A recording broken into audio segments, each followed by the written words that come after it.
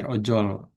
Nah, tema kita pada siang hari ini yaitu di tahun kedua BHR Ojol, apakah semakin membuat para pengemudi ojek online ini sejahtera atau justru makin sengsara gitu. Nah, jadi tema kali ini eh, sengaja kita buat pertanyaan agar juga ini sebenarnya menjadi pertanyaan kita semua gitu.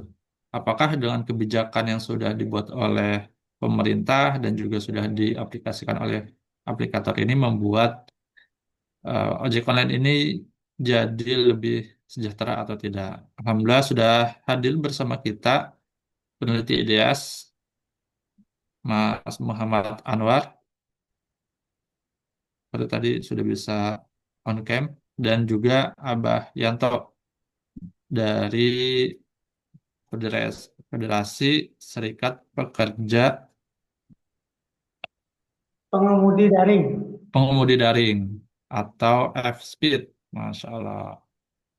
Hatur nuhun, Abah Yanto sudah berkenan meluangkan waktunya siang hari ini, dan hasil saat ini juga semoga bisa memberikan wawasan bagi teman-teman pengemudi ojek online nih. Dan saya lihat di sini peserta banyak yang berasal dari pengemudi ojek online yang sudah mendaftar. Sambil kita menunggu yang sudah daftar dan peserta-peserta lainnya untuk bisa bergabung, langsung saja kita mulai ya. Kita akan mulai agar eh, bisa kita dapatkan insight-insight menarik dari teman-teman IDS dan juga nanti dari Abah Yanto. Baik, Bismillahirrahmanirrahim. Assalamualaikum warahmatullahi wabarakatuh. Waalaikumsalam warahmatullahi wabarakatuh. Innal hamdalillah nahmaduhu wa nasta'inuhu wa nastaghfiruh wa na'udzu billahi min shururi anfusina wa min sayyiati a'malina may yahdihillahu fala mudilla lahu wa may yudlil fala hadiya lahu. Asyhadu an la ilaha illallah wa asyhadu anna Muhammadan abduhu wa rasuluhu la nabiyya ba'dah. Alhamdulillah Bapak Ibu, pada siang hari ini kita masih diberikan begitu banyak nikmatan setelah tadi yang Ikhwan kita sudah sholat Jumat dan mungkin juga Ahwat sudah sholat zuhur, dan di tengah-tengah ibadah utama kita yaitu ibadah puasa di hari ke-16 ini kita masih diberikan banyak kenikmatan kesehatan dan nikmat-nikmat lainnya untuk bisa bertemu di forum online pada siang hari ini. Bapak Ibu semua, tema kita pada Forza atau Forum Riset Zakat edisi keempat kali ini yaitu tahun kedua BHR Ojol. Apakah semakin membuat ojek online sejahtera atau semakin membuat ojek online sengsara? Perlu kami sampaikan Bapak Ibu semua, jadi Forum Riset Zakat ini adalah wadah bagi para peneliti yang concern terkait isu-isu sosial, isu-isu filantropi Islam, isu-isu yang bisa eh, meningkatkan atau memperbaiki dan mengkritisi kebijakan-kebijakan yang sudah dilakukan oleh pemerintah gitu. Harapannya dengan adanya forum riset zakat ini, hasil-hasil riset yang sudah dilakukan oleh teman-teman di lembaga riset manapun bisa terpublikasi lebih baik dan bisa di mengerti dan dipahami gitu. Harapannya semakin banyak orang yang terpapar hasil riset ini bisa eh, membuat kebijakan di Indonesia juga jadi lebih baik. Alhamdulillah sudah hadir bersama kita Mas Muhammad Anwar dan juga Abah Yanto. Sehat Mas Ahmad, Mas Anwar. Sehat, alhamdulillah. Alhamdulillah. Abah Yanto, kumaha? Sehat? Sehat, alhamdulillah. Alhamdulillah. Posisi di mana ini Abah? Ini lagi ada giat antara Speed sama YBM BRI untuk Hmm, bantuan kredit di daerah Kalimalang. daerah Mal Kalimalang, Malang. Kalimalang. Kalimalang. Oke, siap. Iya, Ini mohon maaf dan mohon diluang udah sudah bisa meluangkan waktunya nih Abah Yanto untuk bisa nanti kita sharing terkait pengalaman dari teman-teman ojol. Nah, Bapak Ibu semua, di sesi pertama ini kita akan mendengarkan paparan hasil riset yang sudah dilakukan, yang sudah dibuat oleh teman-teman IDS, dan akan disampaikan oleh Mas Muhammad Anwar.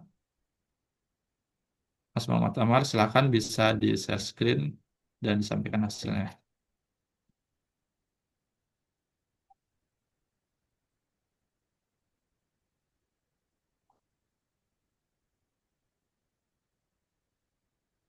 Bagi Bapak Ibu peserta semua yang ingin bertanya bisa nanti menuliskan di kolom chat ataupun nanti bisa open mic gitu ya terhadap dua narasumber kita pada siang hari ini.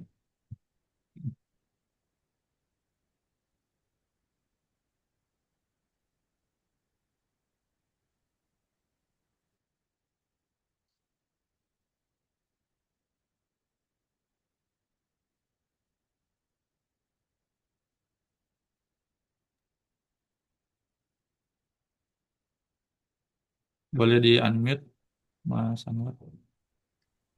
Oke. Apa sudah kelihatan? Ya, sudah. Bisa di full screen mungkin ya, Mas Ya, Anwar. baik.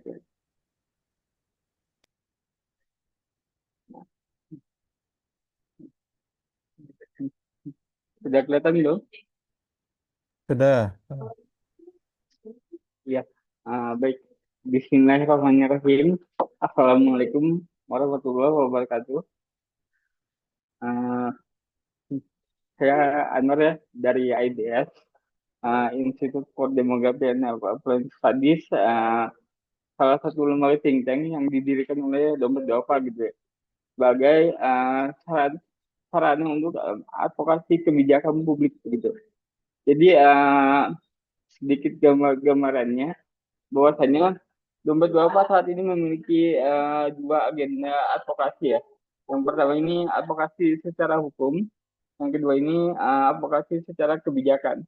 Nah, kalau secara kebijakan ini diwakili oleh IDEAS gitu. Ini saya. Nah, ini sedikit tentang IDEAS.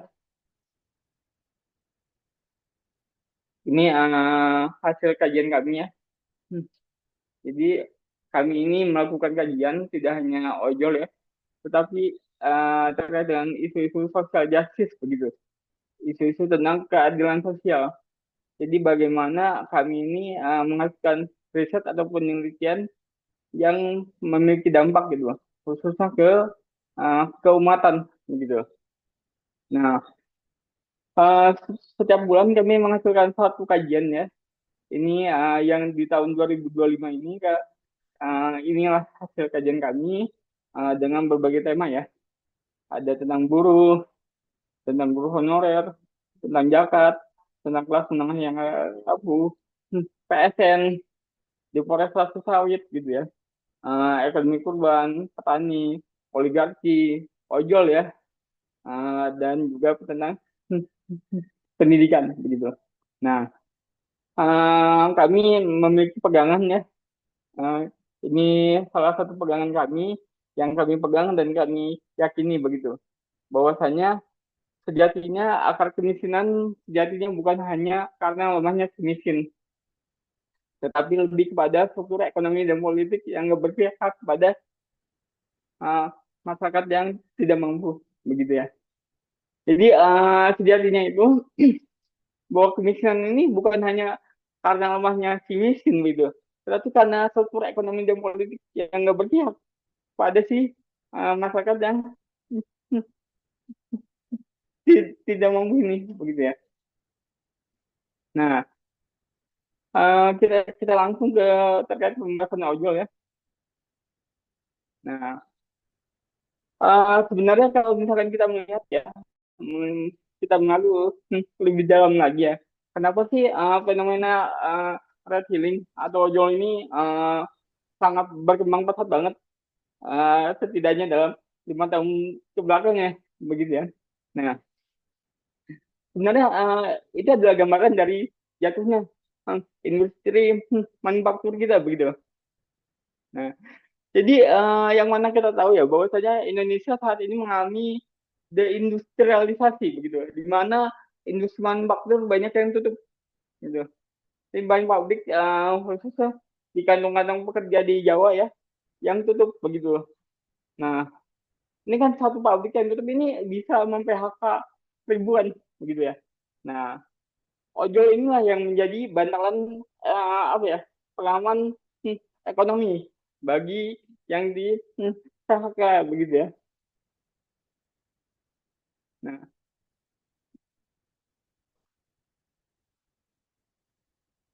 nah, IDIAS ini sudah melakukan 3 kali ya terkait dengan survei ojol ya. Jadi kami ingin mengetahui gitu, bagaimana sih tingkat kesejahteraan di pengemudi daring ya. Kita ada 3 setidaknya di tahun 2020 sebelum pandemi, di tahun 2023 ini setelah pandemi, dan yang paling baru ini di tahun 2025 ya, gitu. Nah, terkait dengan survei di 2025 ini ya,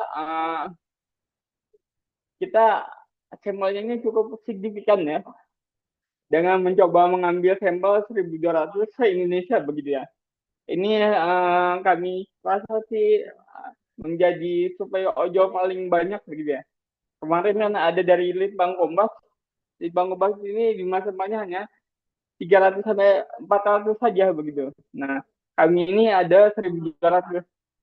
Nah, sampel ini kami bersyukur banget ya kemarin dibantu sama teman-teman dari jejaring serikat pengemudi daring yang ingin membantu kami gitu loh melakukan uh, apa surveinya begitu. Nah, jadi kurang lebih kita ada 67 kabupaten kota ya se-Indonesia terkait dengan ojolnya begitu. Jadi kami mengambil sampel di 67 kabupaten kota se-Indonesia. Kalau misalkan dihitung dari kawasan, jadi kalau kita bicara kawasan ini memiliki pengertian bahwasanya Jabodetabek begitu ya, Jakarta Raya, Bogor Raya, Bekasi Raya, Tangerang Raya begitu. Jadi yang raya-raya ini kita ada sekitar 27 kawasan apa ya, kita sebutnya kawasan megapolitan begitu ya. Gitu. Nah, ini kurang lebih dari kuesionernya. Jadi apa saja sih yang kami ambil dari survei ojol di 2025 ini ya? Setidaknya ada 5 poin utama ya. Kami ingin mengetahui terkait dengan jadi kalau misalkan kita tahu ya PBB melalui ILO ini sudah merumuskan gitu. Ada 5 prinsip kerja layak begitu. Jadi yang dimaksud dengan kerja layak ini apa? Yang pertama ini ada namanya fair time, pendapatan yang layak. Yang keduanya kondisi kerja yang aman, fair kontrak kerja yang aman, yang adil, fair manajemen, manajemen yang adil, dan yang ketiga ini fair representasi, begitu. Nah, kami ingin mengkaji terkait 5 prinsip kerja layak ini, gitu. Jadi simpelnya gini, dengan 5 prinsip kerja layak ini, kami ingin melihat seberapa layaklah pekerjaan ojol yang ada di 67 kota kabupaten kota, begitu ya. Nah, sebelum kita masuk ke BHR, saya ingin sedikit memberikan background gambaran terkait dengan ada apa sih masalah di ojol ini ya. Jadi dari 3 survei yang kami lakukan di 2020 tadi, 2023 dan 2025 ya, setidaknya kami memiliki 4 kesimpulan besar gitu. Yang pertama adalah profesi pengemudi ojek daring ini menjelma menjadi pekerjaan yang permanen gitu. Jadi yang tadinya hanya sementara menunggu pekerjaan yang formal ini sudah menjelma menjadi pekerjaan yang permanen begitu. Yang kedua adalah ekosistem yang semakin membesar tapi kesejahteraannya makin minim begitu. Jadi si ojolnya ini makin banyak gitu ya. Makin luas ekosistemnya. Tidak hanya ojek daring saat ini, ada GoFood, ada GoClean, ada Go yang lain begitu ya. kalau di Gojek ya. Jadi ekosistemnya makin luas tapi kesejahteraan makin minim begitu. Dan yang ketiga adalah kondisi kerjanya semakin jauh dari layak begitu. Dan yang keempatnya nih, ini patut kita syukuri ya, bahwasanya muncul kesadaran untuk membangun kolektivitas gerakan gitu. Jadi kesadaran di ojol ini sekarang sudah tumbuh untuk berkolektivitas, untuk berserikat begitu ya. Nah, ini mungkin penjelasan detailnya. Yang pertama terkait tadi itu profesi ojol sudah menjebak menjadi pekerjaan permanen ya. Nah, jadi ojol yang semula jadi hanya menjadi bantalan ekonomi ya saat krisis atau jatuhnya industri manufaktur ini menjelma menjadi pekerjaan permanen gitu ya. Nah, asumsinya apa? Temuan kami membuktikan bahwasanya sekitar 54% ojol ini usianya ini berada di usia yang 41 sampai 50 tahun ke atas. Jadi usia yang dominan di ojol ini 41 tahun ke atas. Yang mana kalau misalkan usia 41 ini sangat sulit sekali untuk mendapatkan pekerjaan yang formal begitu ya. Kan biasanya kalau lamaran kerja ini kan 30, 35, 25 ya. Nah, artinya apa? Tidak ada pilihan lain, maksudnya tidak banyak pilihan bagi ojol untuk switch ke pekerjaan yang lain begitu ya. Nah, yang kedua penguatnya apa lagi? Penguat argumen kami ya. Yang kedua adalah bahwasanya sebanyak 64% ini ojol ini sudah bekerja lebih dari 5 tahun begitu. Jadi mayoritas ojol saat ini sudah bekerja lebih dari 5 tahun begitu. Nah, dari dua temuan ini, usia yang semakin tua, usia yang 41 tahun ke atas, dan lama kerja yang membuktikan bahwasanya jika kita lihat ya, ini dominasi lebih dari 5 tahun ini sangat besar ya, 64%. Artinya apa? Artinya ojol ini ya sudah menjadi pekerjaan yang permanen begitu. Nah, yang kedua adalah ekosistemnya sangat besar, tetapi tingkat kesejahteraan memang minim ya. Nah, ini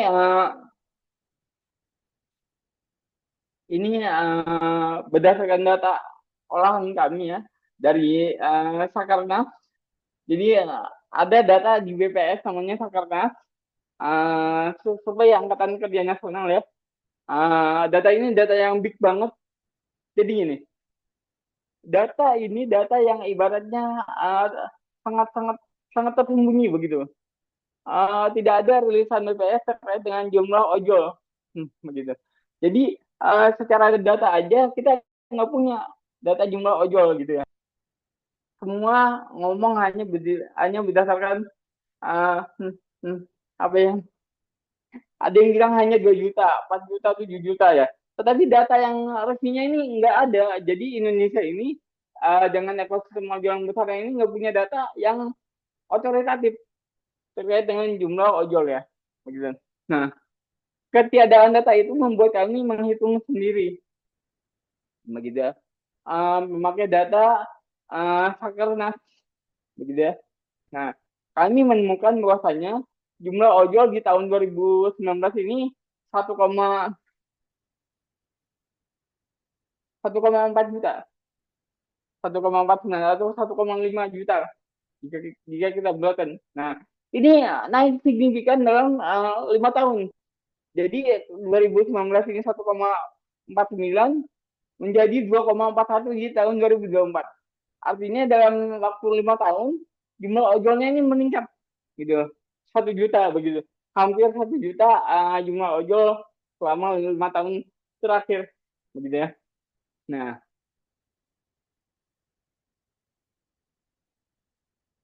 dengan jumlah yang sangat besar ini, kami juga mencoba menanyakan ya terkait dengan kesejahteraannya begitu ya. Berapa sih rata-rata penghasilan ojol ya? Kami membagi tiga segmen. Pertama, sebelum pandemi, saat pandemi, dan setelah pandemi. Nah, sebelum pandemi ini agak cukup lumayan loh penghasilan ojolnya. 1,187 ribu, hampir 200 ribuan lah begitu. Ini sebelum pandemi. Kalau seandainya dibulankan ini bisa nyampe 5 jutaan begitu ya. 5 jutaan sebelum pandemi ini melebihi UMR DKI mungkin begitu ya. Ya DKI mungkin dekat-dekat dengan UMR Karawang ya begitu ya. Ini jadi ketika sebelum pandemi ini cukup menjanjikan begitu ya. Nah, saat pandemi jatuh hampir setengahnya gitu. Jadi setengahnya. Jadi 97 ribu saja penghasilannya dalam satu hari ya. Begitu ya. Nah, setelah pandemi dia naik, tetapi naiknya nggak signifikan. Jadi naiknya nggak kembali ke titik awal. Begitu. Penghasilannya itu hanya 126 ribu saja dalam satu hari. Begitu ya. Nah, ini baru penghasilan bersih ya. Artinya penghasilan yang sudah dipotong dengan potongan komisi dari aplikator, begitu ya. Jadi potongannya, maksudnya penghasilan ini adalah penghasilan yang sudah dipotong dengan potongan aplikator, begitu. Nah, ini kami coba mensimulasikan terkait dengan berapa sih pengeluaran ojol harian. Jadi penghasilan yang 125 ribu tadi ini bukan penghasilan yang dibawa ke rumah begitu ya. Ada masih pengeluaran operasional yang harus dikeluarkan ojol begitu. Pertama pengeluaran bensin ini 33 ribu ya dalam satu hari, makan 24 ribu, rokok ini bagi yang merokok ini 18 ribu dalam satu hari, kuota ini ya, kuota data ya.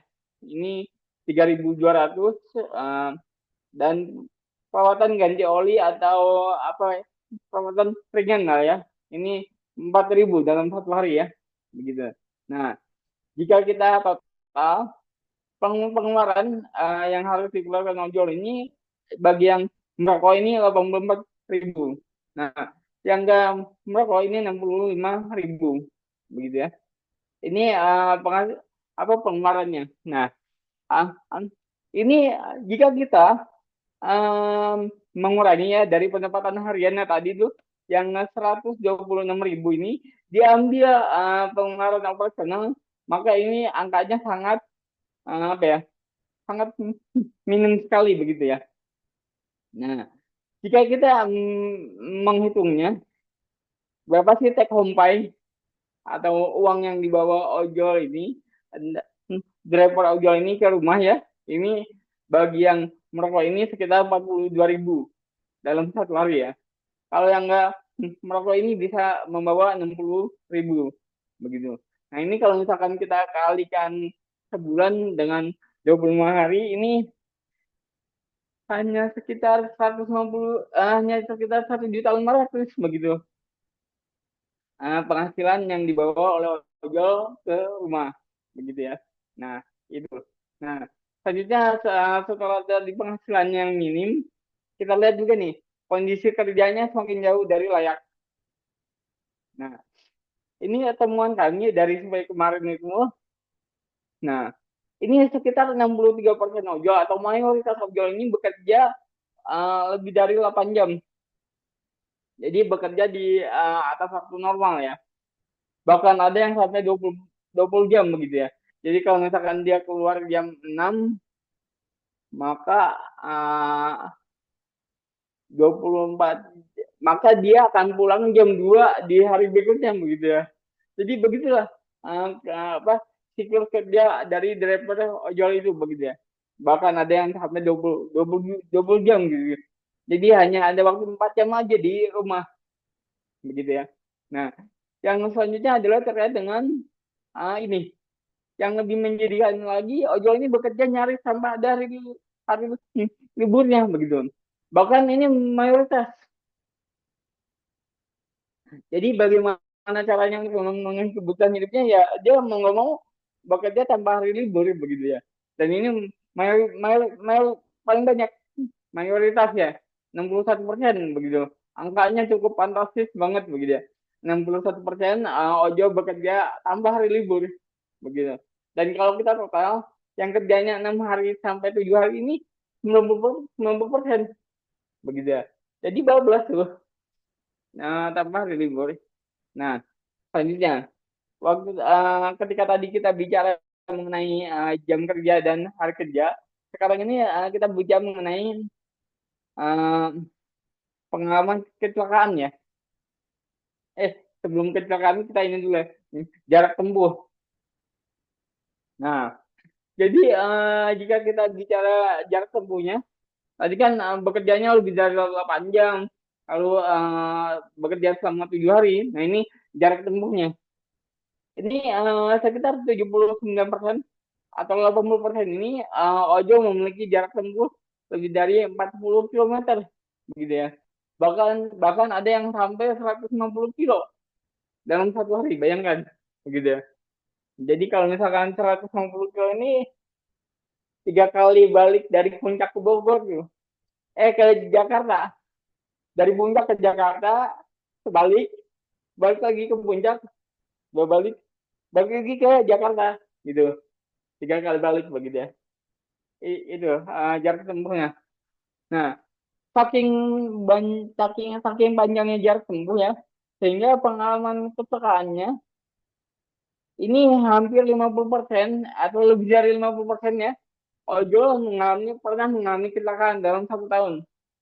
Jadi uh, satu dari 2 ojol yang ada di jalanan ini sudah pernah mengalami kecelakaan gitu begitu ya. Baik yang ringan sampai yang agak motornya rusak dan yang lainnya begitu. Nah, tadi tuh. Nah, dikarenakan apa ya? Udah mah dia penghasilannya kecil, maksudnya jam jam kerjanya panjang, hari kerjanya nyaris sama hari libur, lalu banyak yang kecelakaan. Nah, ditambah dengan selanjutnya nih, jaminan kesehatannya, BPJS kesehatannya. Nah, kalau kita melihat ya, masih ada 26,42% atau seperempat ojolnya ini nggak punya BPJS kesehatan, begitu ya. Nah, dan yang punya pun ini ditanggung oleh sendiri, begitu ya. Padahal jika kita melihat penghasilannya sangat layak untuk mendapatkan BPJS dari pemerintah, begitu ya. Jadi hanya 8%-an pengemudi ojek online ini yang dapat BPJS dari pemerintah. Harusnya dengan penghasilan yang tadi 1,5 juta dalam 1 hari ini sangat layak banget untuk dijamin kesehatannya oleh pemerintah, begitu. Nah, tadi BPJS kesehatan, selanjutnya BPJS ketenagakerjaan. Nah, BPJS ketenagakerjaan ini setengah dari ojolnya belum dilindungi oleh BPJS ketenagakerjaan, begitu. Jadi driver ojol ini setengahnya ini ya kalau kecelakaan dia ditanggung sendiri begitu, begitu ya. Itu dari nah yang keempat nih, yang tadi kan 1, 2, 3 kan bicara mengenai yang negatifnya. Nah ini hal yang positif terkait dengan kesadaran membangun kolektivitas gerakan di kalangan ojol ya. Nah, kami menanyakan ya, apakah Anda terlibat dalam serikat atau komunitas? Jawabannya adalah sekitar 70% driver ojol ini sudah gabung di serikat atau di komunitas lah, gitu. Jadi sekitar 73%, bukan nih, sekitar 74% driver ojol ini sudah bergabung ke serikat, begitu ya. Ini hal positif ya. Soalnya apa? Yang mana kita tahu ya bahwasanya akar dari persoalan ojol ini apa? Akarnya adalah apa? relasi kuasa yang timpang, bahkan nyaris sempurna antara aplikator terhadap si ojolnya. Jadi relasi kuasa ini hanya bisa diimbangi oleh kuatnya serikat eh, pekerjanya begitu ya. Jadi di mana-mana dia di masa di seluruh dunia pun eh, hubungan kerja yang timpang, hubungan kerja yang nyaris jomplang, bahkan nyaris sempurna ya, hubungan relasi kuasanya ini hanya bisa diimbangi oleh kuatnya serikat pekerja begitu ya. Nah, jadi alhamdulillahnya 74% ini sudah bergabung ke serikat pekerja ya. Ini adalah kabar baik mengingat kesadaran makan. Nah, ini kabar baik ya. Jadi sebelum pandemi ini kesadaran ini masih belum tumbuh begitu. Jadi masih banyak ojol-ojol yang nganggap ya ngapain gabung ke serikat atau ke komunitas gitu ya. Tapi sekarang ini ojol memiliki kesadaran begitu ya. Nah, temuan ini sejalan dengan temuan dari sebenarnya dari UGM ya begitu. Jadi UGM di tahun 2020-an ya ini melakukan survei sama kayak yang tadi tuh angkanya nggak jauh beda. Ternyata bahwasanya 70% pengemudi sudah bergabung dengan komunitas, 2%-nya bergabung dengan serikat, dan sekitar 26% ini yang belum bergabung sama sekali. Artinya apa? Jadi dari 74% itu mayoritas bergabung ke komunitas. Jadi ada komunitas ojol, misalkan ojol Cicerep, ojol Bogor, ojol Depok, segala macam ya, komunitas-komunitas kecil yang masih belum terhubung dengan serikat. Ini adalah PR dari teman-teman serikat nih. Bagaimana dia bisa menggayat teman-teman dari komunitas. Soalnya yang gabung ke serikat kecil, hanya 2,76% saja. Jadi hanya 2,76% yang gabung ke serikat. Begitu. Selebihnya ada di komunitas-komunitas gitu ya. 3 menit lagi Mas Anwar, Oke, biar siap. kita bisa tambah yang tahu.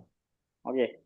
Nah, sekarang setelah bicara mengenai kesejahteraan, kita langsung ke BHR ya.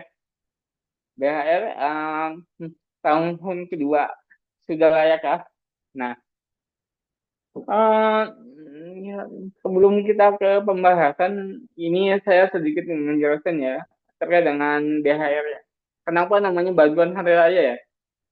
Apakah ojol apa ya harus dibantu ya begitu? Nah, dinamai BHR karena apa ya? Dia itu hubungannya masih kemitraan gitu. Jadi dia nggak bisa dikatakan tunjangan hari raya. Soalnya dia bukan pekerja saat ini ya, gitu ya. Jadi pemerintah menamakan BHR. Nah, BHR ini SE surat edaran dari Kemenaker ini sifatnya hanya anjuran saja.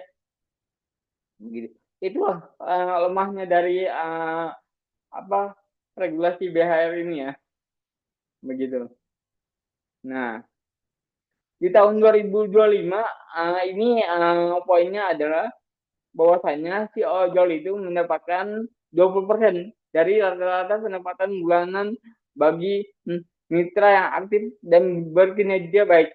Nah, poin-poinnya dia poin-poinnya agak ini ya, debatable adalah aktif dan berkinerja baik ini, gitu. Jadi pengertian aktif dan berkinerja baik ini diterjemahkan oleh aplikator dengan bikin aturan yang agak apa ya agak memberatkan gitu ya. Nah, anggaplah jika hanya pakai aturan yang dari SE Kemenaker ya, penghasilan 20% penghasilan ini kalau misalkan ojol ini penghasilan rata-rata per bulannya ini 3 juta, setidaknya dia dapat 600.000 begitu ya, sesuai dengan aturan atau surat edaran dari Kemenaker. Harusnya dia dapat 600.000. Tetapi apakah seperti demikian saat aplikasi di lapangannya ya? Ternyata tidak, begitu ya. Ini saya coba bikin perbandingan ya terkait dengan apa ya. Jadi surat edaran Kemenaker ini mengunci sebenarnya 20% dari rata-rata penghasilan bulanan ya. Tetapi tadi tuh ada kata-kata aktif dan berkinerja baik, sehingga aplikator menerjemahkan aktif dan berkinerja baik ini apa begitu. Nah, sehingga penerjemahan inilah yang menimbulkan yang membuat banyak ojol yang nggak dapat BHR begitu. Nah, yang paling kentara adalah dari Gojek ya. Gojek itu mendefinisikan aktif dan berkinerja baik adalah nih berdasarkan kategori performa driver. Nah, jadi bagi Gojek aktif dan berkinerja baik adalah pertama syaratnya ini mutlak ya. Jadi dia harus bekerja sepanjang 25 hari kerja, begitu. Kalau 25 hari kerja ini ya tadi tuh 6 hari kan ya, begitu ya. 6 harian kerja dalam 1 hari begitu ya, dalam seminggu. Yang kedua ini minimal 20 jam dalam sebulan ya. Kalau dalam sehari artinya dia 8 jam minimal si ojol itu muter-muter loh, 8 jam. Dan yang ketiga ini 90% penyelesaian orderan yang masuk. Nah, syarat inilah yang menjadikan kayak apa ya, kayak syarat yang mematikan bagi ojol ya untuk dapat BHR yang maksimal begitu ya. Nah, ini jadi kalau misalkan driver ojol yang nggak memenuhi syarat ini, artinya dia harus dapat nilai BHR yang lebih kecil begitu ya. Kalau misalkan dia sempurna, jadi nih kalau misalkan si ojol ini menjalankan tadi itu 25 hari kerja, minimal 20 jam sebulan, dan 90% penyelesaian trip dalam 1 tahun, ini dia kayak ada bolongnya full, dia dapat 900.000 begitu. Nah, kalau dia bolong-bolong 1 hari aja, artinya kalau misalkan dalam sebulan ini dia hanya 24 hari kerja ya gitu ya, itu dia bakal turun loh, nggak dapat yang 900.000, tapi dapat yang 450.000. Nah, kalau misalkan dia dalam 3 bulan dapat yang 250.000. Nah, kalau dia yang apa, yang 25 hari kerja, 200 jam kerja, dan 50 penyelesaian tripnya ini hanya 1 bulan yang ojol dapatkan, ini hanya dapat 100.000 ya begitu. Nah, ini adalah syarat-syarat yang mematikan begitu. Nah, sehingga hasilnya adalah ini temuan kami ya. Nah, bahwasannya masih banyak yang nggak dapat BHR begitu ya. 44% ojol ini nggak dapat BHR sama sekali begitu. Nah, dari 44% ini 67%-nya hanya dapat 50.000 saja gitu ya. Bayangkan, jadi 50.000 untuk hari Lebaran buat apa begitu? Minim banget begitu ya. Ini. Nah, kami pun menanyakan apa yang harus diperbaiki. Yang harus diperbaiki adalah pertama, nominalnya harus ditingkatkan, syaratnya dipermudah, saran Kemenaker diperkuat, lalu penyalurannya dilakukan lebih awal, dan yang lainnya begitu. Nah, sekarang kita bicara mengenai BHR 2026. Mungkin nanti penerapan di lapangannya Abah Yanto yang lebih paham ya.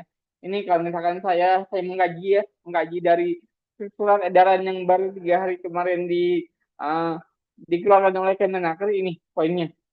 Jadi Kemenaker ini menaikkan persentase penempatannya yang tadinya 20% dari penempatan rata-rata bulanan, ini jadi 25% dari pendapatan bulanan begitu. Nah, ini dan Kemenaker pun bilang dari aplikasi berkomitmen untuk menambah jumlah ojol yang dapat BHR-nya. Nah, jumlah ojol yang dapat BHR ini Gojek 400.000, Grab 400.000, Maxim 51.000, dan selanjutnya ada cuma 500. ojol saja. Nah, tetapi lagi-lagi begitu ya. Ah, bicara yang tadi kan ini yang apa? Yang simulasi tadi ya. Jadi anehnya sebenarnya ini penafsiran dari aplikator terhadap diksi aktif dan memiliki apa tadi itu, memiliki kontribusi ya. Aktif dan berkinerja baik inilah yang ditafsirkan oleh aplikator sehingga banyak ojol yang nggak dapat BHR begitu ya. Mungkin pengalaman lapangannya apa ya lebih paham. Saya serahkan ke moderator. Baik, terima kasih Mas Anwar. Luar biasa sekali tadi paparannya. Sangat lengkap. Bagaimana tadi dimulai dari evaluasi di tahun 2020 ya Mas Anwar, ya? Hmm. Kemudian 2022 dan 2025. Nah, eh,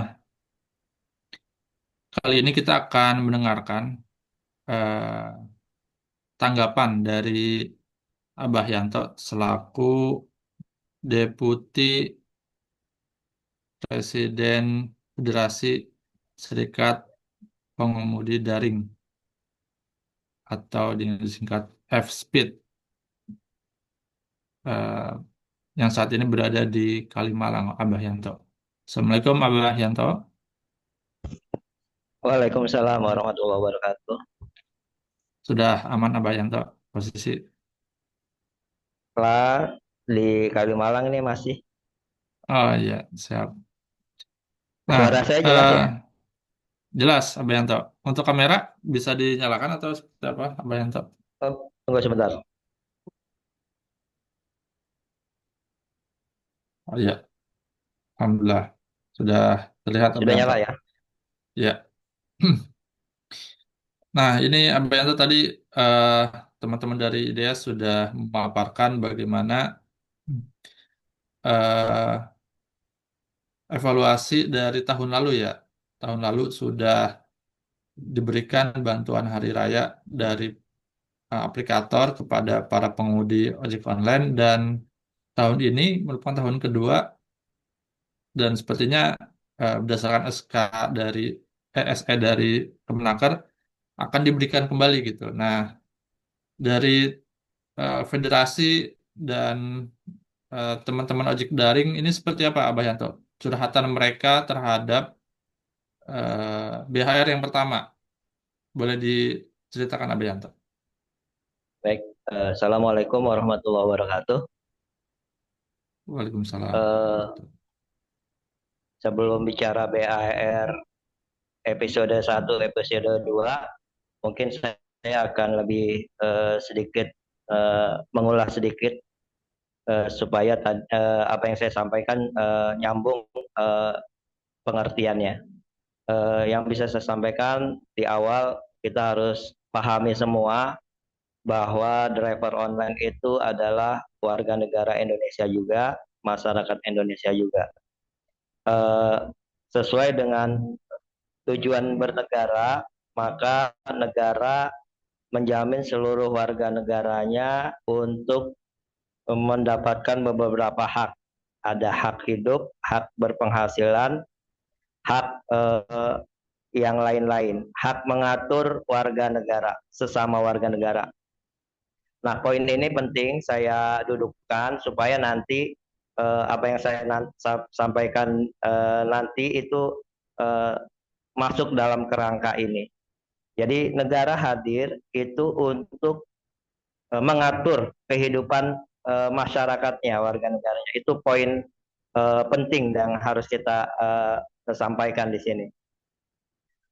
Eh, Masuk kepada perihal driver online, 10 tahun, 15 tahun terakhir dengan kemajuan teknologi dan tuntutan lapangan kerja, tuntutan perniagaan, perdagangan, maka muncullah eh, yang kita sebut eh, pekerjaan baru, ya, yaitu driver online yang sebelum-sebelumnya memang diambil oleh ojek-ojek pangkalan. Karena kemajuan teknologi, maka ojek pangkalan dimodifikasi menjadi online dengan digitalisasi. Nah, ini menjadikan catatan penting bahwa perpindahan migrasi dari ojek pangkalan menjadi ojek online ini hal yang harus kita sikapi dengan bahan-bahan, dengan pertimbangan-pertimbangan yang harus adil dan fair. Nah, itu yang kedua.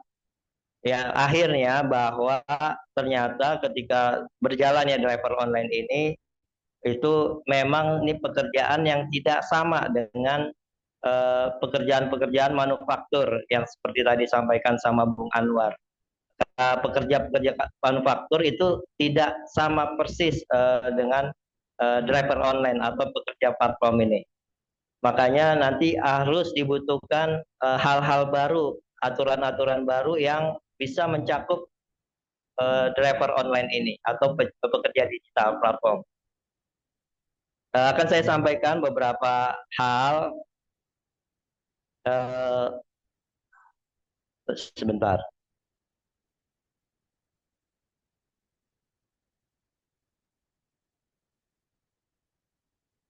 Jadi pekerja platform digital itu kelas pekerjaan baru yang lahir dari perkembangan teknologi dan digitalisasi. Dan apa itu pekerja platform? Pekerja platform adalah orang yang bekerja pada perusahaan platform dan terikat perjanjian kerja. Apa ciri khas pekerja platform? Yang pertama, ada jam kerja yang fleksibel. Yang kedua, ada usia kerja yang fleksibel. Yang ketiga, pendapatan yang sesuai dengan kinerja pekerja itu sendiri. Yang termasuk dalam kriteria adalah jelas atau transparan dan saling menguntungkan. Ciri yang keempat dari pekerja platform adalah mendapat jaminan sosial, kesehatan, dan tenaga kerja dari perusahaan. 5, mempunyai hak berserikat, berunding dengan perusahaan dan pemerintah. Yang keenam, mendapat jaminan dan perlindungan hak-hak bagi pekerja wanita. Yang ketujuh, mendapat jaminan pekerjaan. Poin A-nya, perusahaan tidak boleh memberikan sanksi atau suspend atau PHK sepihak. Perusahaan menjamin keaktifan pekerja menjalankan pekerjaan atau istilah kita memberikan order. Nah, dari landasan yang saya sampaikan bahwa negara mengatur masyarakat, terus ada muncul dunia baru, yaitu pekerja platform, kelas pekerja yang baru, terus ada juga ciri khasnya, maka ini akan menyangkut apa yang kita nanti akan saya sampaikan perihal BHR. BHR adalah yang pertama, alhamdulillah pada era pemerintahan Prabowo, Presiden Prabowo Subianto 1 tahun yang lalu, berkat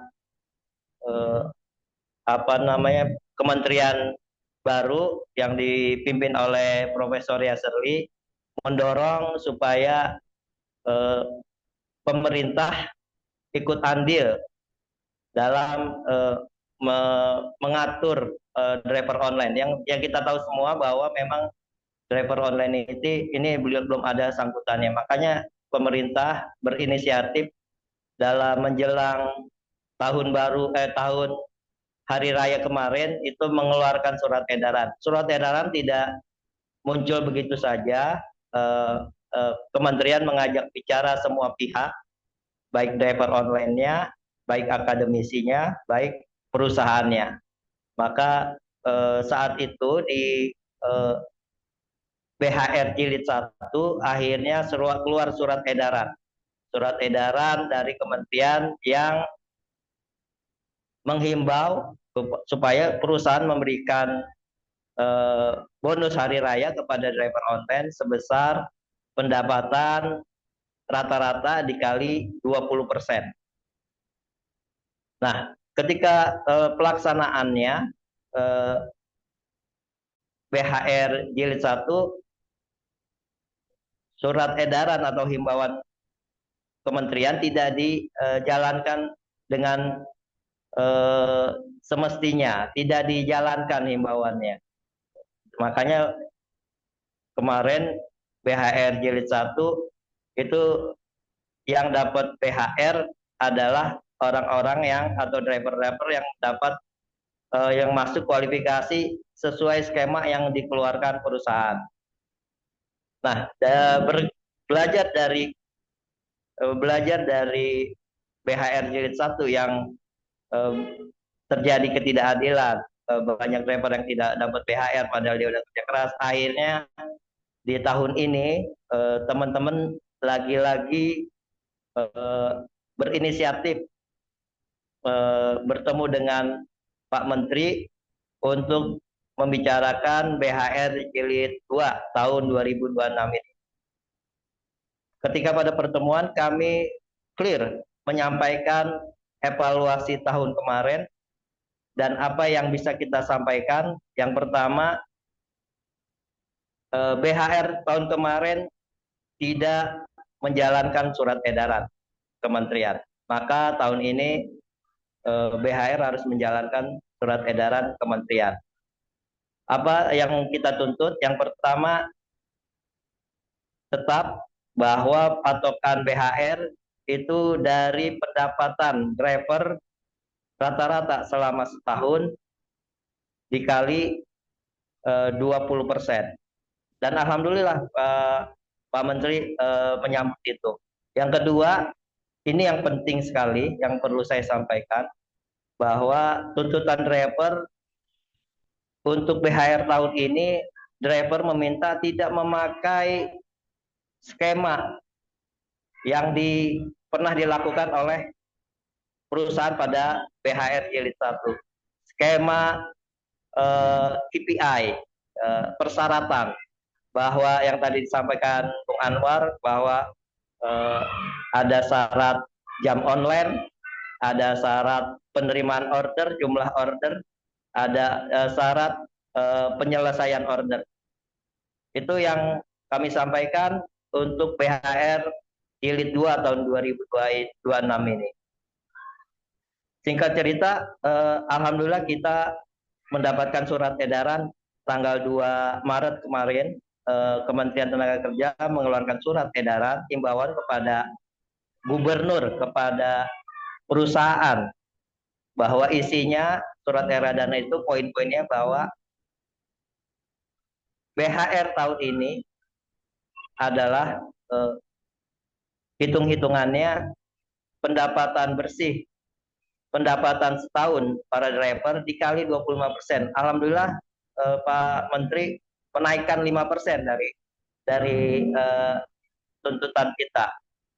Yang kedua, memang tidak dijelaskan di surat edaran, Pak Menteri tidak menyampaikan tuntutan driver bahwa tidak ada BHR tidak boleh pakai KPI, tidak boleh pakai syarat-syarat performa. Nah, itu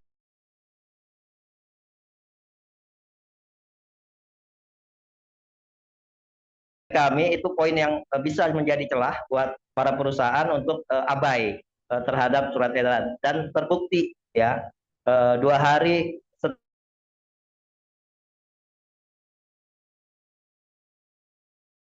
setelah skema dari perusahaan, skema BHR tahun ini ya, yang seperti kita ketahui ya, mereka tetap tidak menghimbau, tidak memperdulikan surat edaran Pak Menteri yang BHR itu harus berpatokan dari pendapatan bukan dari performa. Jadi kami menganggap ini sebuah kebandelan dari perusahaan membangkang ya, walaupun itu surat edaran, tapi seperti saya sampaikan di awal bahwa karena negara ini mengatur warga negaranya, dan ketika negara mengatur warga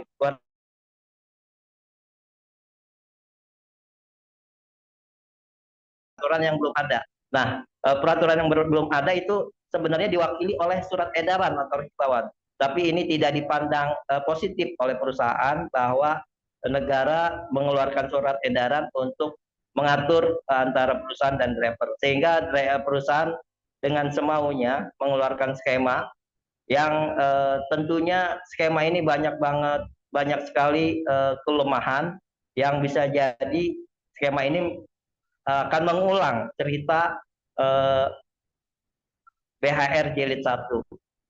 Walaupun di awal-awal eh, perusahaan gembar-gembor akan mencadangkan uang untuk BHR 2 kali lipat dari tahun kemarin, akan mencanangkan driver yang mendapat BHR 2 kali lipat dari tahun kemarin. Tapi apa yang digambar-gemborkan, saya pikir nanti pun tidak terbukti secara transparan. Makanya ini kita menganggap kalau kami, saya Federasi Speed bersama serikat-serikat yang lain tergabung dalam aliansi ya Simpul Rembuk Pekerja Platform itu sudah menyatakan bahwa perusahaan tidak menjalankan himbauan kementerian dan ini adalah bentuk pelanggaran. Walaupun secara norma hukum perusahaan tidak bisa diberikan sanksi, tapi ini adalah pelanggaran norma karena negara sudah mengatur warga negaranya. Itu yang bisa saya sampaikan, nanti bisa tanya jawab di waktu sisa yang ada. Terima kasih. Wassalamualaikum warahmatullahi wabarakatuh. Waalaikumsalam warahmatullahi wabarakatuh. Terima kasih Abah Yanto atas penjelasan dan statementnya juga tadi bahwa driver ojol warga negara Indonesia yang memang harus dilindungi hak-haknya, harus bisa mendapatkan kesejahteraannya juga gitu dalam berkarya bekerja di Indonesia ini. Dan tadi juga statementnya juga cukup tegas bahwa driver aplikator atau perusahaan ojek online ini tidak menjalankan kewajibannya dengan baik gitu, sesuai dengan regulasi yang dikeluarkan oleh Kemenaker. Seperti itu ya, Mbak Yanto ya. Iya, betul. Baik, Bapak Ibu para peserta diskusi kita pada siang hari ini, kami persilakan jika Bapak Ibu ingin bertanya bisa menuliskan di kolom chat ataupun open mic langsung bertanya kepada kedua narasumber kita. Ada Mas Anwar selaku peneliti IDS yang sudah memaparkan hasil risetnya tadi, dan juga Abah Yanto selaku federasi dari ojek online. Nah, di kolom chat ini ada Mas Taufik Taib. Ini beliau mengatakan bahwa kemarin saya menanyakan kepada cabang Padang, Maxim, tentang BAR tersebut. Mereka menjawab belum ada informasi dari pusat dengan BAR tersebut, sedangkan surat edarannya sudah diterbitkan. Nah, ini berarti memang eh, tidak semua aplikator itu langsung merespon dengan baik gitu ya, Abah Yanto ya, di lapangan. Seperti apa, Abah Yanto? Ya, jadi kalau respon mengeluarkan BHR-nya untuk Gojek dia respon cepat, 2 hari mengeluarkan BHR. Tapi angkanya yang tidak sesuai dengan himbauan. Angkanya itu tidak berdasarkan penghasilan rata-rata setahun driver dikali 25%, tapi berdasarkan performa itu mereka yang bikin gitu. Jadi ada syarat-syarat, ada batasan. Padahal di audiensi kita dengan Pak Menteri yang tadi saya sampaikan bahwa patokannya adalah pendapatan, tidak ada syarat-syarat, dan ketiga tidak boleh dibatasi. Kalau memang driver itu dapatnya besar, berikan sesuai dengan haknya 25% pendapatan. Itu prakteknya begitu, Bung. Ya, ya, siap. Terima kasih ya, Mbak Yanto. Kemudian ada juga nih Kang Mas dari F-Speed. Saya driver Gojek nggak dapat BHR dikarenakan selama saya ngojek tidak pernah menjadi mitra andalan. Posisi hanya di mitra harapan. Ya, saya kira tadi juga sama ya dengan apa yang disampaikan Mbak Yanto bahwa memang harusnya SE ini mengakomodir semua tipe pengemudi online seperti itu. Kemudian ada Boleh saya tambahin, Bung? ya, Bentar sambil menunggu yang bertanya. siap. Jadi filosofi negara mengatur warganya kan untuk kebaikan bersama ya. Nah ini tidak dipandang seperti itu oleh perusahaan ya.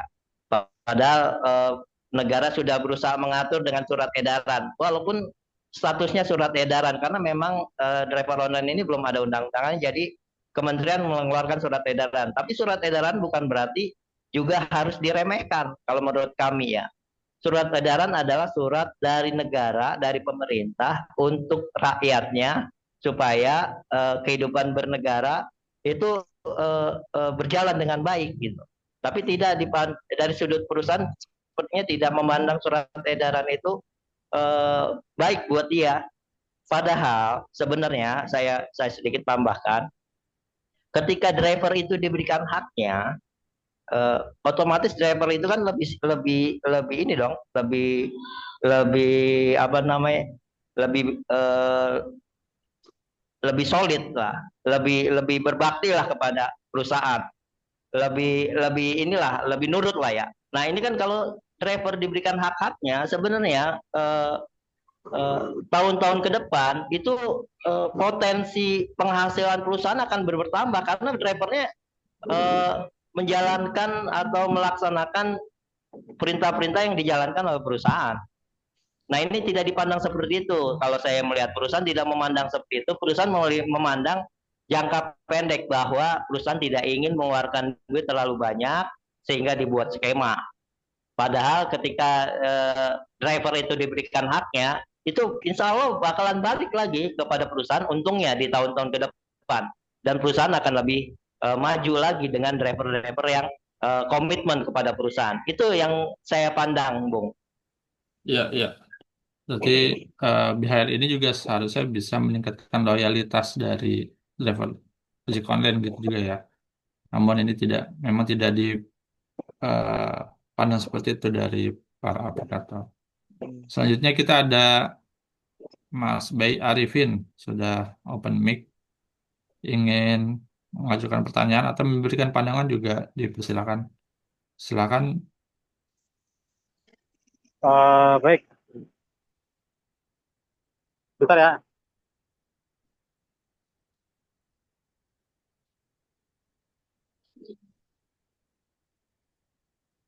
Dari pengemudi ojek online juga Mas B. Arifin. Bentar, Pak.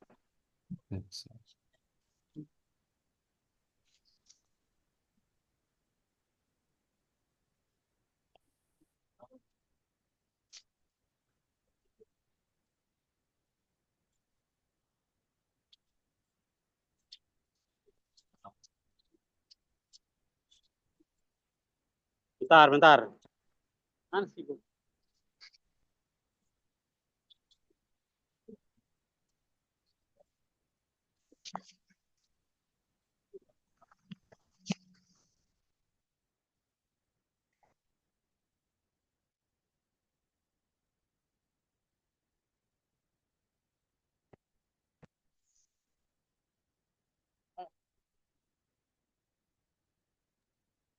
Sambil menunggu Mas W. Arifin, ini ada, Di skip dulu aja.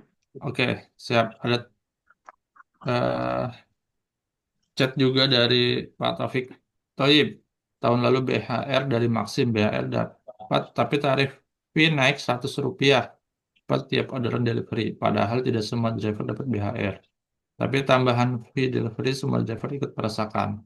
Nah, ini juga yang kemudian jangan-jangan ada efek sampingnya gitu ya, Abah Yanto ya. Jadi ketika aplikator ini memberikan BHR, kemudian setelah Lebaran itu potongan yang diberikan kepada pengemudi ojek juga jadi lebih besar. Apakah begitu, Abah Yanto, yang selama ini dirasakan?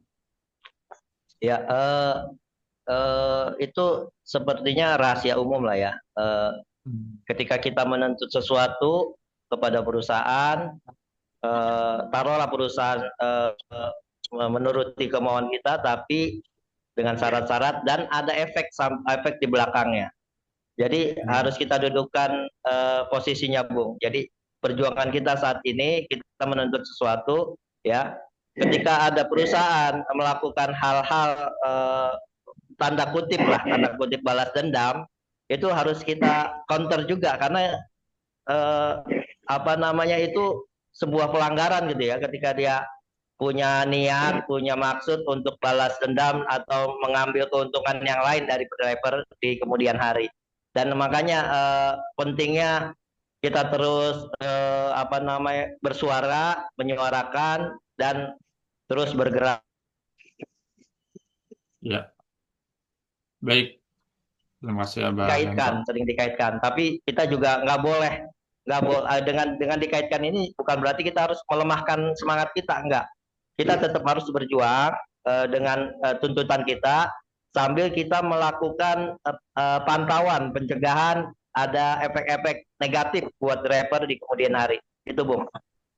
Ya, baik. Terima kasih Abah Yanto atas konfirmasinya. Selanjutnya Mas Bayi Arifin sudah bisa Ya, kah? halo Mas. Ya, silakan Mas Bayi Arifin. Assalamualaikum warahmatullahi wabarakatuh. Waalaikumsalam. Selamat sore ya. Semoga hari ini tetap diberikan ketabahan dan kelancaran dalam menjalankan aktivitas kita masing-masing. Singkat pada tema saya terkait adanya evaluasi BHR ya, bantuan hari Mas Bayi raya. Arifin dari pengemudi ojek online juga, Mas Bayi? Gimana? Pengemudi ojek online juga saat ini? Iya, saya di ojek online. Oke, siap. Silakan Mas Bayi. Sebelumnya juga saya apresiasi ya untuk kawan-kawan driver ojol yang tergabung dalam Federasi Speed ya, yang mana mungkin saat ini sudah berjuang semaksimal mungkin untuk mengakomodir paling tidak ada 1 titik 2 titik yang sudah berhasil perjuangan kita ya. Cuman saya ingin menyimak dan menggarisbawahi Pak, next ke depannya yang kita perjuangkan bukan hanya BHR ya, tetapi regulasi yang mungkin jelas, yang istilahnya ada payung hukum yang kuat, karena nanti adanya BHR ini bisa ditetapkan pada saat nanti ada regulasi. Ada semacam aturan yang mengikat gitu Pak. Kalau kita mengacu kepada THR yang karyawan ya itu kan setiap tahun sudah ada ya. Jadi tidak perlu nanti kita aksi lagi untuk meminta kepada pihak pemerintah ataupun aplikator untuk mengadakan BHR. Nah, makanya ke depannya aturan BHR ini dibikin aturan baku. Jadi sudah pasti setiap tahunnya itu ada muncul itu kan. Muncul dan tanpa harus diingatkan lagi ataupun kita perjuangkan lagi. Makanya next ke depannya saya harap sih ada aturan yang mengatur, aturan baku lah ya, bukan hanya sekedar surat edaran. Kalau surat edaran mungkin perusahaan aplikator tidak akan semuanya taat ya, karena dia hanya menghimbau bahasanya, bukan istilahnya menginstruksikan, semacam kayak permen ataupun yang lainnya kan. Makanya saya dorong dalam hal ini mungkin dari Speed untuk segera istilahnya ya merancang untuk aturan-aturan yang mungkin berkaitan dengan ojol ya. Dalam hal ini mungkin entah Ya, itu undang-undang lex spesialis ya. Mungkin kalau kita diacukan kepada undang-undang ketenagakerjaan mungkin banyak istilahnya yang tidak sinkron. Nah, makanya saya berharap ada undang-undang khusus untuk ojol gitu kan. Ya mungkin salah satunya ada adopsi sedikit dari undang-undang ketenagakerjaan gitu Pak. Ya mungkin salah satunya BHR, ya, perlindungan ojol yang selama ini aplikator hanya istilahnya selalu sepihak memutuskan untuk memberikan sanksi terhadap ojol gitu kan. Kalau saya lihat ada peningkatan untuk di angka BHR ini Pak. Jadi udah bagus, lumayan bagus. Dan cuman next ke depannya bagaimana poinnya, bagaimana BHR ini tetap menjadi kebiasaan aplikator untuk memberikan bonus terhadap Ya, si ojol tersebut gitu kan. Yang notabene oke. mungkin dia bekerja sebagai ojol tok, jadi tidak hanya sebagai sampingan yang lain sebagainya gitu Pak. Ya mungkin itu saja sih Pak dari saya sedikit. Ya, Ya, kedepannya ya terima saya kasih. Ya, ada aturan yang baku untuk mengatur itu Pak. Terima kasih. ya, terima kasih Pak B. Arifin. Semoga setelah ini memang pemerintah bisa membuat undang-undang terkait ojek online agar lebih rigid, lebih baku terkait hak dan kewajiban dari aplikator maupun dari pengemudi ojek online ini. Selanjutnya kita akan mendengarkan dari Peta Indonesia. Ya, Monggo baik. dengan Terima kasih. Mas siapa ini? Iwan Setiawan. Mas Toyang, Toyang. Iwan. Ya, monggo Mas. Ya, baik. Terima kasih atas waktu dan ruangnya untuk peta. Tadi sudah dipaparkan oleh Abayanto dengan gamblang begitu banyak konsep-konsep yang sudah dipaparkan. Kami dari peta hanya menambahkan ya sesuai dengan Undang-Undang Dasar 45 Pasal 27 ayat 2 bahwa setiap warga negara berhak atas pekerjaan dan penghidupan yang layak bagi kemanusiaan. Diperkuat oleh Undang-Undang Dasar 28D ayat 2 dan oleh undang-undang yang setiap orang berhak untuk bekerja, mendapat imbalan dan perlakuan yang adil dan layak dalam hubungan kerja. Di sini walaupun ada kata mitra, tetapi aplikator tetap menggunakan kata kerja. Jadi aplikator harus benar-benar memperhatikan para driver ojol sesuai dengan amanah undang-undang yang ada di negara Republik Indonesia. Yang kedua, kami memang bersama kawan-kawan Simprempuk telah menyampaikan ke Kementerian skema BHR yang kami usung pada saat itu adalah skema BHR yang berkeadilan bagi seluruh jutaan ojol Indonesia. Dengan skema penghasilan setahun dibagi 12 bulan dikali 25% yang sudah diedarkan oleh Kementerian Ekonomi Airlangga Hartarto. Itu aplikator memang tidak menjalankan dan banyak kawan-kawan kami di sini yang melaporkan dengan tata cara peraturan KPI yang dilakukan kembali oleh aplikator, dan ini yang memang harus kita perjuangkan bersama-sama ke depannya agar aplikator itu tidak lagi menggunakan syarat-syarat tertentu untuk BHR tahun ini ya. Seharusnya tidak usah menggunakan peraturan bersyarat karena merugikan semua jutaan driver ojol. Karena hanya orang-orang yang tertentu saja yang harus mendapatkan, padahal pendapatan mereka itu sama dengan yang memang ada di syarat-syarat itu yang diberikan oleh aplikator. Maka itu kami tetap sebagai organisasi yang bersama-sama kawan-kawan akan terus memperjuangkan nasib para kawan-kawan kami. Dan memang yang tadi dibicarakan oleh Bung Anwar tentang pekerja permanen, memang kami menginginkan agar ojol ini diakui sebagai pekerja, dan alhamdulillah memang undang-undang pekerja platform digital itu sudah masuk ke ranahnya DPR RI, kalau nggak salah dalam urutan 34 itu. Prolegnas sudah masuk prolegnas, dan itulah yang harus kita sama-sama kita dorong kepada negara dan pemerintah agar segera mungkin ojol ini diakui sebagai pekerja, nanti entah itu pekerja khusus atau pekerja masuk dalam ranah Kemenaker, ya itu nanti teknisnya mungkin pemerintah lebih paham bagaimana caranya ojol ini bisa diakui. Karena selama kita menjadi mitra, selamanya aplikator akan mengeksploitasi, akan menindas kepada semua kawan-kawan rakyat Indonesia, khususnya yang menjadi pekerja digital platform ojol di Indonesia. Jadi untuk tahun ini memang kita ada kemajuan dari 50.000 tahun yang lalu jadi satu, dari 250.000 sampai sekarang mencapai 800, tetapi tetap menurut kami itu tidak berkeadilan bagi jutaan ojol Indonesia. Dan kedepannya kami ingin sama-sama dengan kawan-kawan kita rumuskan kembali langkah-langkah kedepannya untuk sama-sama kita memperjuangkan tentang nasib kita sama-sama. Saya rasa itu aja dari sepeta. Terima kasih. Assalamualaikum warahmatullahi wabarakatuh. Waalaikumsalam warahmatullahi wabarakatuh. Terima kasih Pak Iwan dari Sepeta atas tambahannya tadi. Dan Bapak Ibu semua, kita sudah mendekati ujung diskusi kita. Eh, dari para peserta mungkin ada yang ingin menyampaikan lagi terakhir satu. Kalau tidak ada, kita akan mendengarkan closing statement dari peneliti IDEAS, Mas Muhammad Anwar. Silakan Mas Anwar.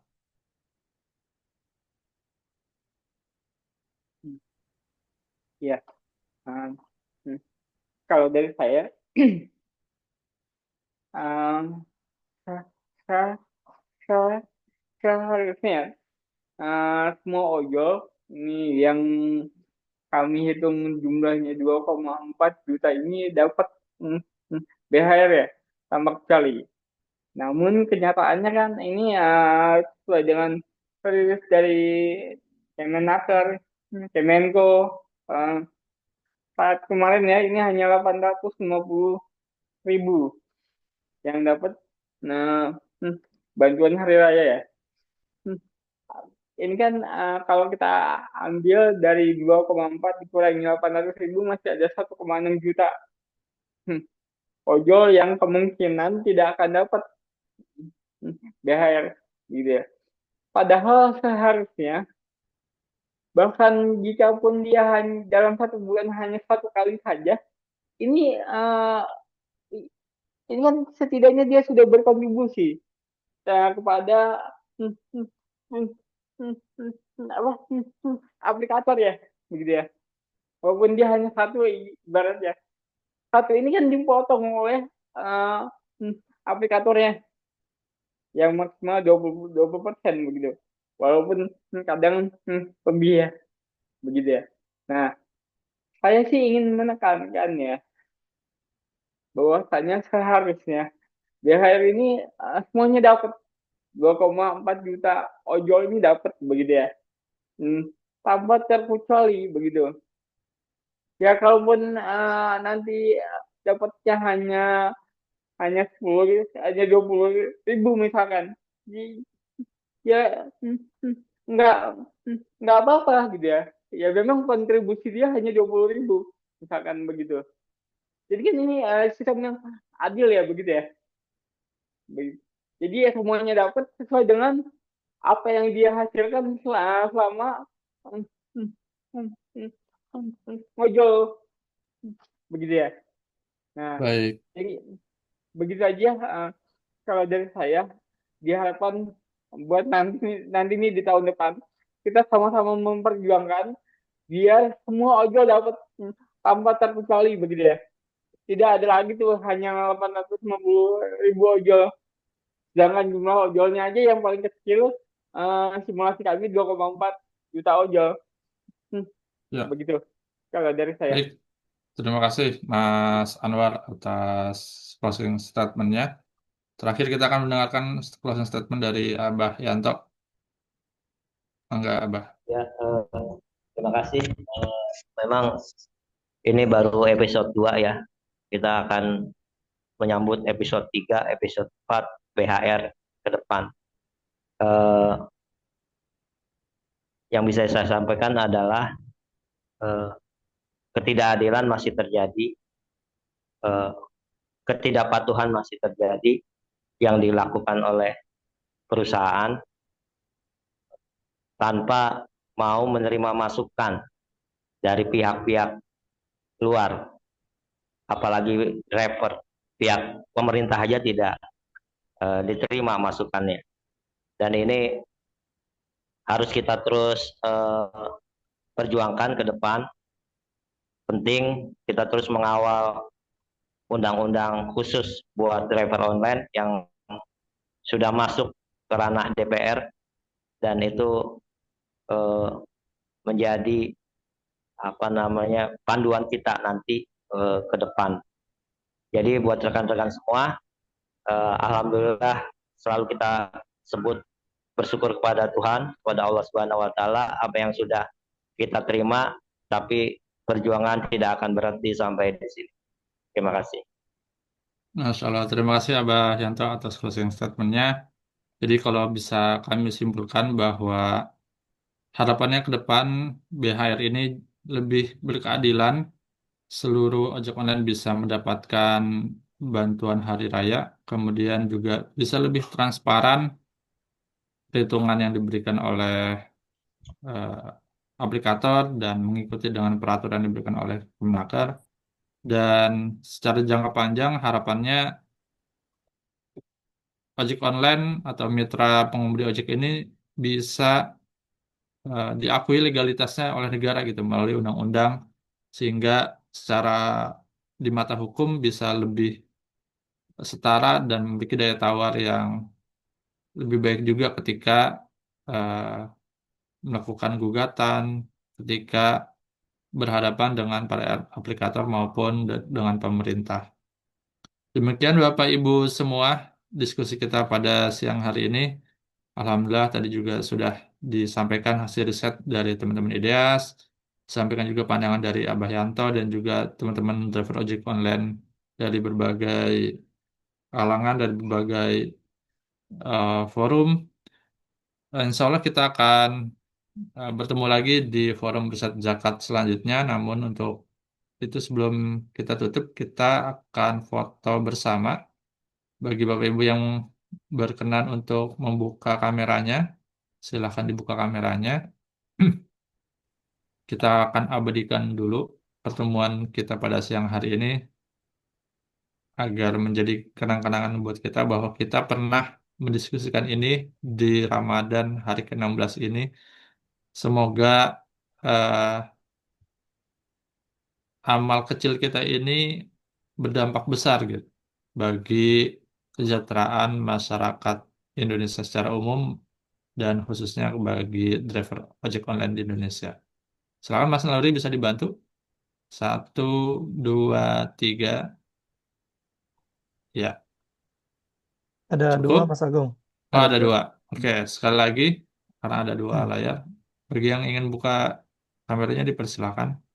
Kita hitung sampai tiga. Satu, dua, tiga. Ya, Oke, oke. Terima kasih Mas Naluri dan terima kasih juga Mas Anwar, Abah Yanto, Pak Samsul Siap, siap, Rizal, sama-sama, sama-sama. ya Pak Taufik Thoib, Pak Didin, Kang Mas, Pak J. Morris, Pak Bay Arifin, Abah Tarwiyah, Pak Wiki Sumbar, Ibu Siti Maesaroh, Pak Tio, Pak JK, Pak Asep, Pak Yuda, Pak Abdul Salam, Pak Guntur, Pak Soekarno, Mbak Tanti, kemudian ada juga Pak Ahmad dan Pak Bowo atas kehadirannya pada siang hari ini. Kita tutup dengan lafaz hamdalah, alhamdulillahirabbil Alhamdulillah. alamin. Alhamdulillah, Rabbil Alamin. Dan kami mohon maaf jika ada kesalahan dan kekurangan. Bila taufiq wal hidayah, wassalamualaikum warahmatullahi wabarakatuh. Waalaikumsalam Waalaikumsalam warahmatullahi warahmatullahi wabarakatuh. wabarakatuh. Terima kasih, Abah Yanto. Nuhun, selamat Siap, berbuka Assalamualaikum. siap, puasa siap. nanti maghrib. Bapak Ibu semua.